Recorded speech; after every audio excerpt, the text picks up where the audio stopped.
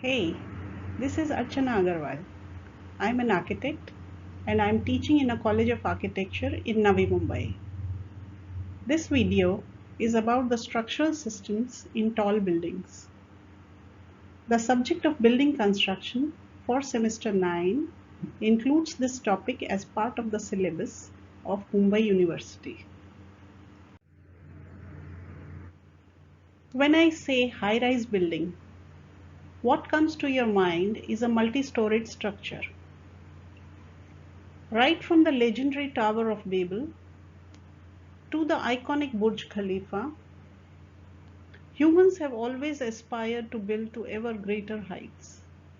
Over the centuries, we have constructed towering edifices to celebrate our culture, promote our cities, and to challenge our innovative skills. The Shard at London looms at 310 meters tall, but is made to look small by Burj Khalifa, which stands at more than 828 meters. And both these behemoths will be left in the shadows by the Kingdom Tower in Jeddah, which is planned to be 1 kilometer high.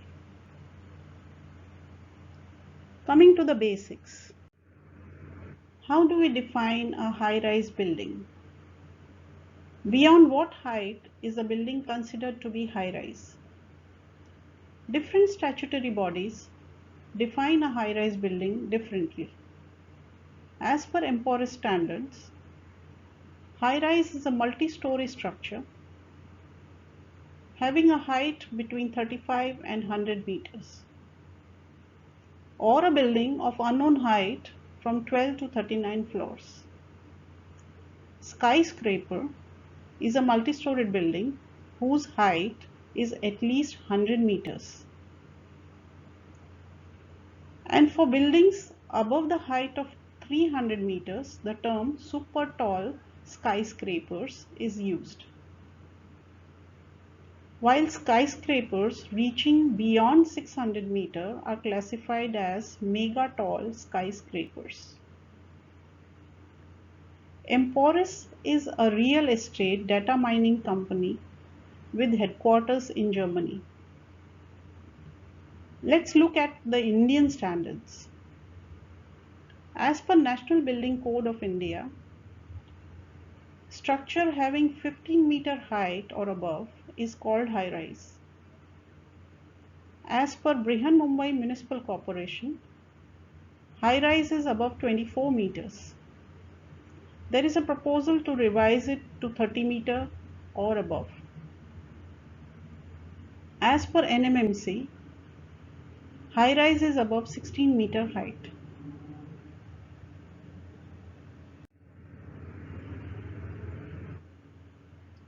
In modern era, tall building structures are in great demand because of the following reasons: scarcity of land in urban areas, greater demand for business and residential space, economic emergence, technical advancements, innovations in structural systems, desire for aesthetics in urban areas, cultural significance and prestige, and human ambitions to build higher.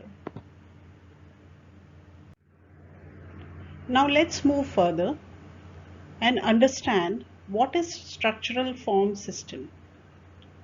When we say design of structural system for a tall building, what is structural system? It is the arrangement of structural components in a building that collectively transfer the load in an efficient manner. Tall buildings are subjected to various types of loads during its service lifetime.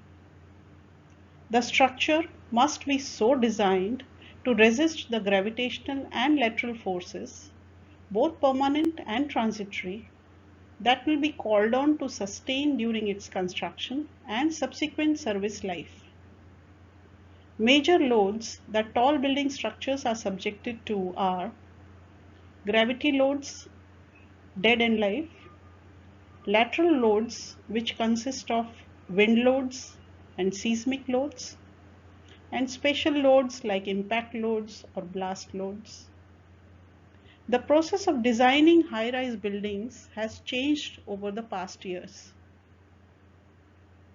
In the most recent years, it is not unusual to model full three-dimensional finite element models of the building. This is due to the increased computational power and more advanced software.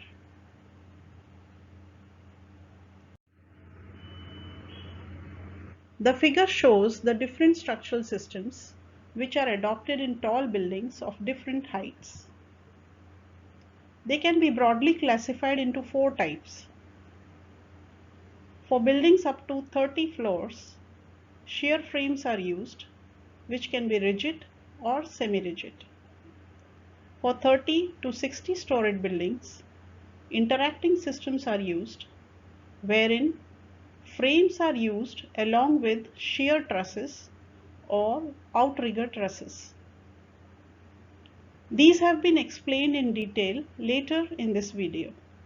Right now, from the figure, try to understand the evolution of the structural systems with the increase in the height of the buildings. As we go higher, the buildings having more than 60 floors are designed with tubular systems. Various structural systems are available to be used in the construction of high-rise buildings. The most commonly used structural systems in modern tall buildings are 1. Braced frame, 2. Rigid frame, 3. Shear wall system, 4. Coupled wall system, 5th. Wall frame system, which is a dual system, 6th. Core and outrigger structural system, 7th. Tube structural system, 8th. Hybrid structural system, and last, buttressed core. Briefly, I'll describe each type of structural system. The first one is braced frame structural system. In braced frames, the lateral resistance is given by diagonal members that together with the girders form a web of vertical trusses, with the columns acting as cords. The different bracing types are named as per their configuration, like cross-braced, inverted V-braced, or diagonal braced. Bracing systems are highly efficient in resisting lateral loads. This is because the horizontal shear in the building is resisted by the horizontal components, resulting in tensile and compressive actions in the web members. The bracing system is an almost steel exclusive system, since the diagonals are inevitably subjected to tension for one or the other direction of the lateral loading. Braced systems are able to produce a very stiff lateral structure for a minimum of additional material, which makes it economically efficient for any height. The bracing will almost eliminate the bending of columns and beams by resisting lateral loads primarily through axial stress, thus allowing for slenderer elements. The major disadvantage with diagonal bracing is that it limits the internal planning and the location of windows. Furthermore, the connections to the diagonals are expensive to fabricate and erect. The picture shows the use of brace frame structural system.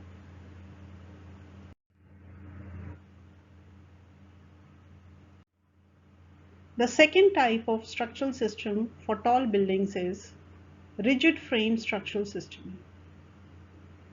In rigid frame structures, beams and columns are constructed monolithically to withstand moments imposed due to the loads. The lateral stiffness of a rigid frame depends on the bending stiffness of the columns, girders, and connections in plane. It is suitable for reinforced concrete buildings. It may be used in steel construction as well, as you can see in the picture, but the connections in steel structures are expensive. One of the advantages of rigid frames is the likelihood of planning and fitting of windows due to the open rectangular arrangement. Members of rigid frame system withstand bending moment, shear force and axial loads. 20 to 25 storied buildings can be constructed using rigid frame system. Advantages of rigid frame include ease of construction. Laborers can learn construction skills easily. It can be constructed rapidly, and it can be designed economically. A disadvantage with this system is that the self-weight is resisted by the action from the rigid frames. Negative moments are induced in girders adjacent to columns, causing the mid-span positive moments to be significantly less than in the simply supported span.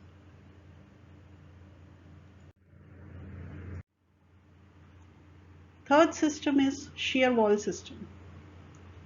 This is very commonly used and most of you would be aware of this structural system. Here, a continuous vertical wall is constructed. It is generally made of reinforced concrete and it is called shear wall. It can be a masonry wall too. Shear walls withstand both gravity and lateral loads. They are like vertically oriented wide beams that carry earthquake loads downwards to the foundation.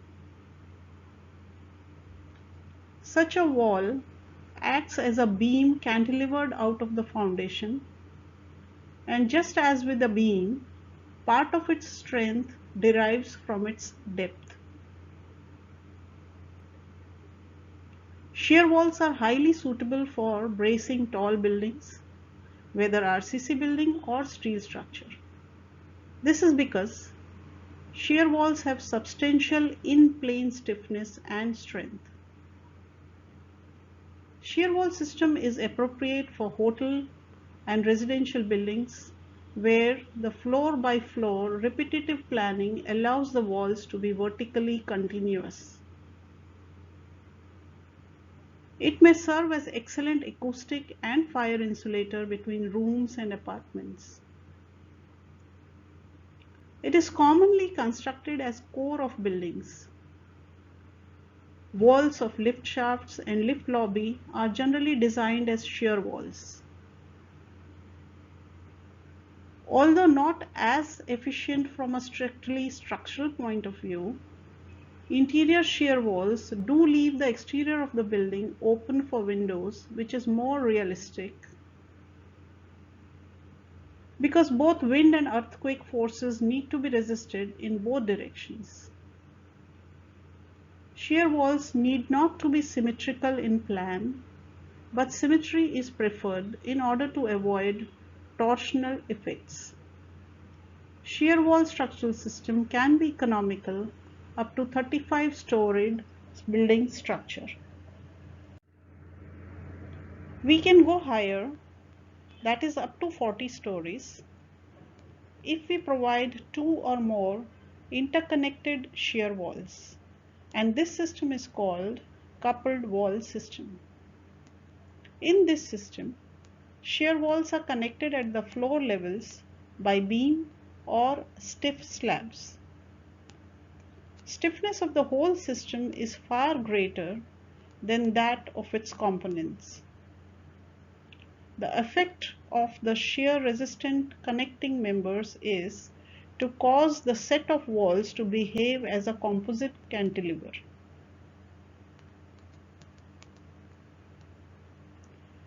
Since shear walls support loads in their plane only, walls in two orthogonal directions need to withstand lateral loads in two directions.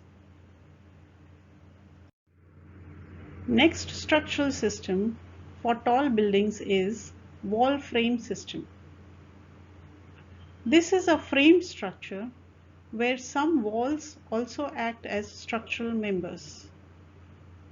So this system consists of wall and frame that interact horizontally to provide stronger and stiffer system. The walls are usually solid and they can be found around the stairwells, elevator shafts, and or at the perimeter of the building. Some buildings have a soft story. Soft story is a particular floor which has large openings compared to other floors. For example, a stilt or car parking floor or refuge floor. Such floors or soft stories become the weak point during an earthquake and become the cause for collapse of a building. The structural walls in the wall frame system help in preventing the soft story collapse. Wall frame system is suitable for buildings with story number ranging from 40 to 60, which is greater than that of shear or rigid frame. Core and outrigger system is very commonly used in tall buildings. Outriggers are rigid horizontal structures designed to improve building overturning stiffness and strength by connecting the core or the spine to distant columns at the periphery.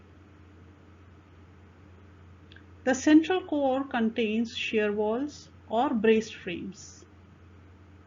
Outrigger system functions by tying together two structural systems, that is the core system and the perimeter system.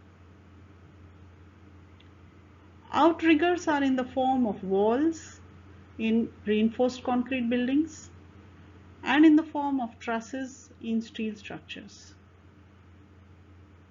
When the building is loaded laterally, the vertical plane rotations are resisted by the outriggers through tension in the windward columns and compression in the leeward columns as seen in the figure.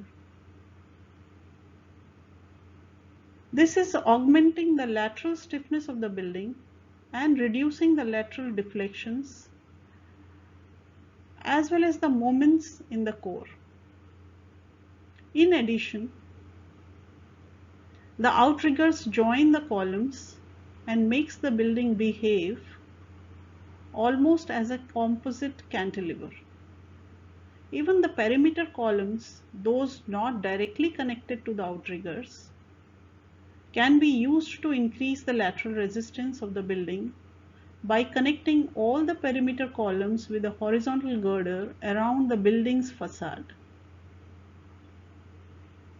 Outrigger system performance is affected by outrigger locations through the height of the building, the number of levels of outriggers provided, their planned locations, outrigger truss depth, and the primary structural material used.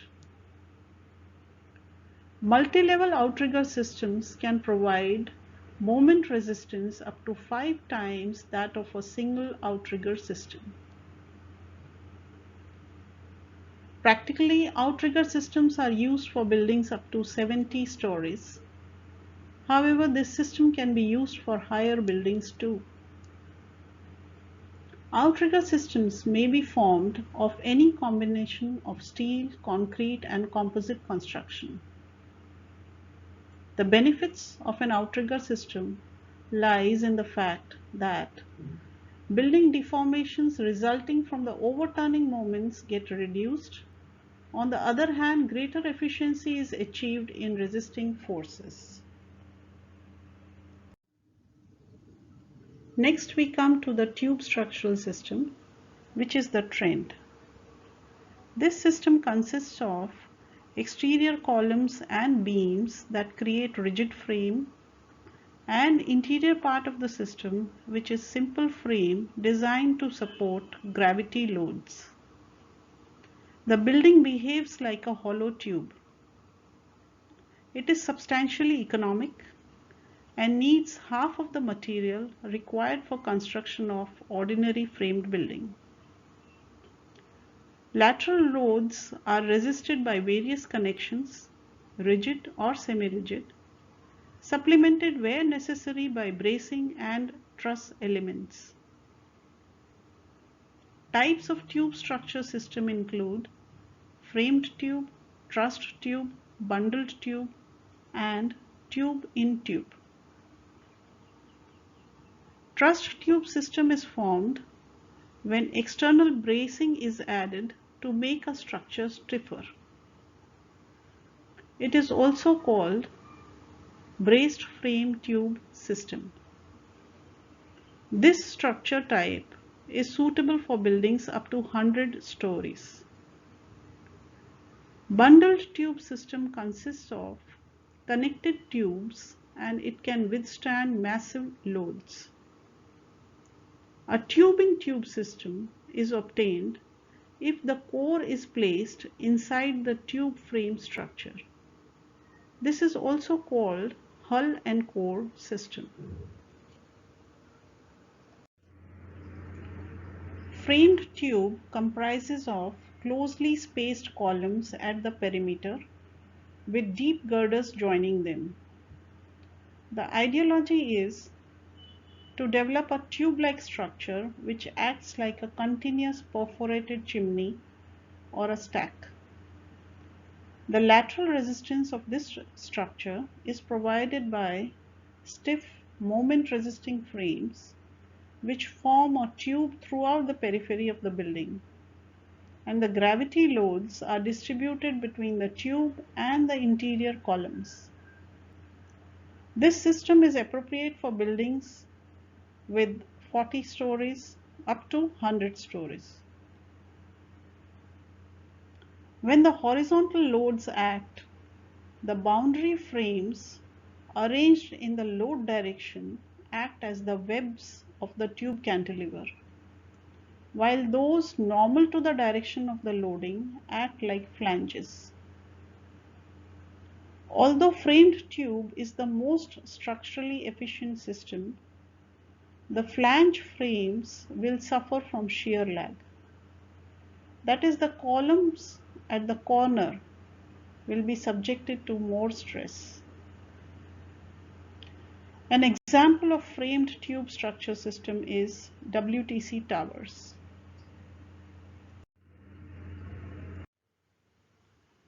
The tubular structure is further improved by cross bracing the frame with X bracings throughout the entire building.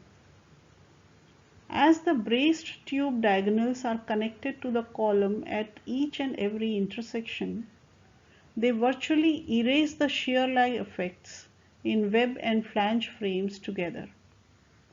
As a result, the structure behaves like a braced frame under lateral loads by reducing bending in the frame members.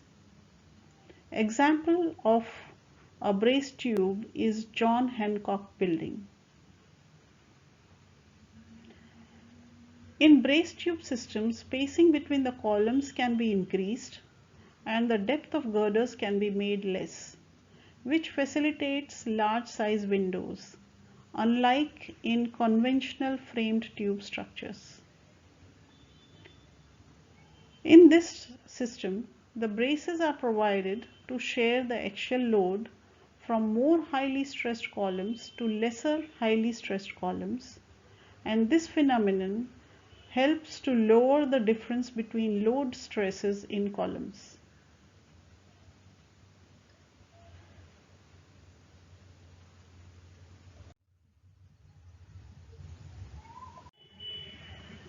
The bundled tube system can be characterized as an assembly of individual tubes which results in multiple cell tube.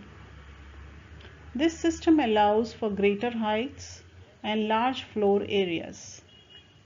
In this system, internal webs, if introduced, will greatly reduce the shear lag in the flange beams. Hence, their columns are more uniformly stressed than in the single tube structures, and they contribute more to the lateral stiffness. Example of this type is the Willis Tower in Chicago and the Shear Tower.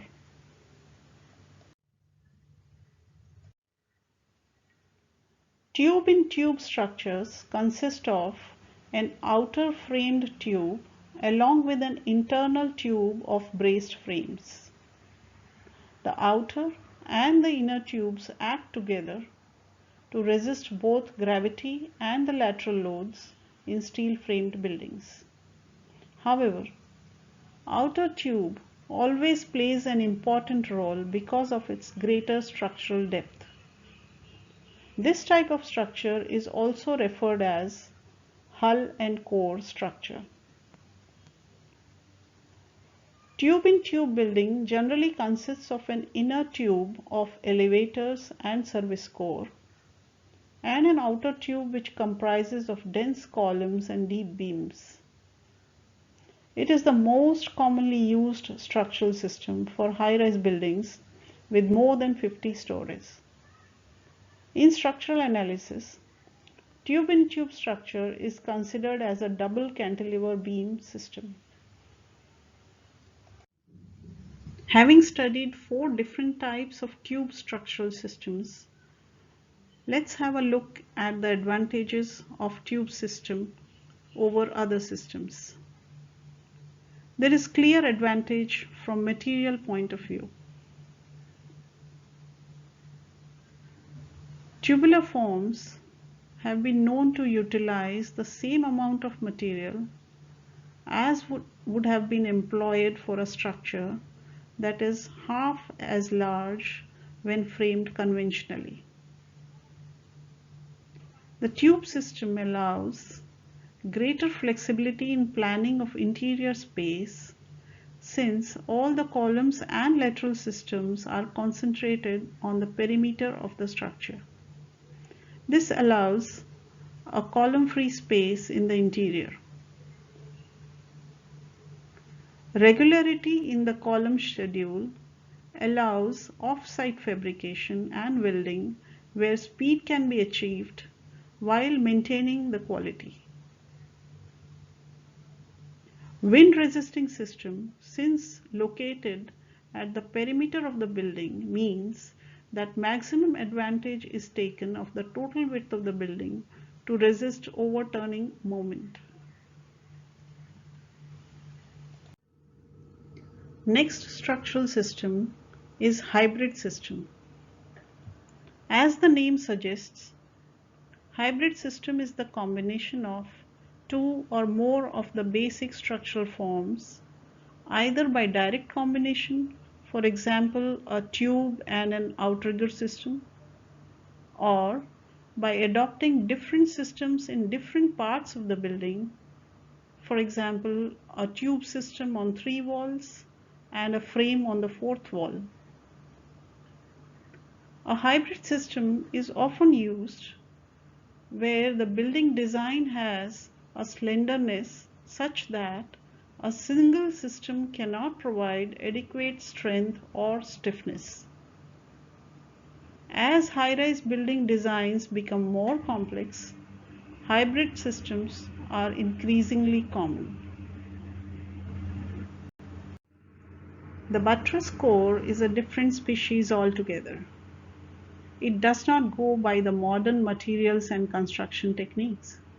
Rather, it employs the conventional materials and construction methodology and yet permits a dramatic increase in height of the structure. The essence of the system is a tripod-shaped structure in which a strong central core anchors 3 building wings. It is an inherently stable system in which each wing is buttressed by the other 2. The central core provides the torsional resistance for the building, while the wings provide the shear resistance and increased moment of inertia. The figure shows the typical floor plan of Burj Khalifa. The development of the buttressed core structural system led to a paradigm shift in tall building design. We have covered the different types of structural systems employed in the design of tall buildings. Now let's have a look at the various factors that are considered in the structural design of tall buildings. The building weight, and thus the vertical load to be supported by the foundation, can be substantial. And this is one of the most important factors in the designing of tall buildings. Moreover, the building weight increases non-linearly with height, and so both ultimate bearing capacity and settlement need to be considered carefully. High-rise buildings are often surrounded by low-rise podium structures, which are subjected to much smaller loadings. Thus, differential settlements between the high and low-rise portions need to be controlled. The lateral forces imposed by wind loading and the consequent moments on the foundation system can be very high. These moments can impose increased vertical loads on the foundation, especially on the outer piles within the foundation system. The structural design of the piles need to take account of these increased loads that act in conjunction with the lateral forces and moments. Seismic action will induce additional lateral forces in the structure and also induce lateral motions in the ground supporting the structure. The wind-induced and seismically induced loads are dynamic in nature, and as such, their potential to give rise to resonance within the structure needs to be assessed.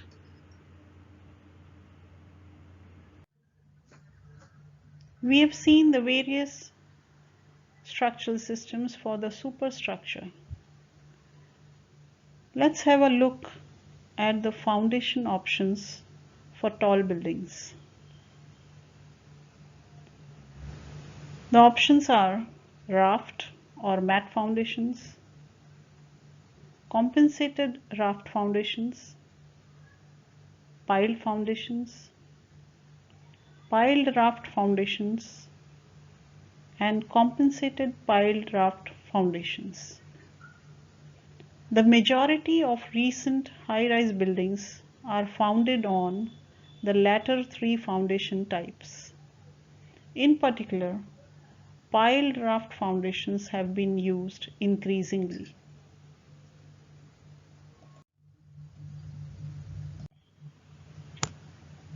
Having presented briefly some of the major structural systems employed in tall buildings, a fair conclusion can be drawn on their importance in the performance of tall buildings. With the development of increasingly taller buildings, certain issues need to be given more attention. These are structural issues like lateral sway, floor vibration, geometric configuration, interference effect, etc. And there are other issues like occupant comfort, comfort of pedestrians, and comfort of occupants of nearby small buildings. Then there is effect of air pollution at upper stories, and also there are environmental issues like effect on microclimate. However, tall buildings are the need of today, and there is continuous development with new innovative techniques taking place rapidly. Thank you.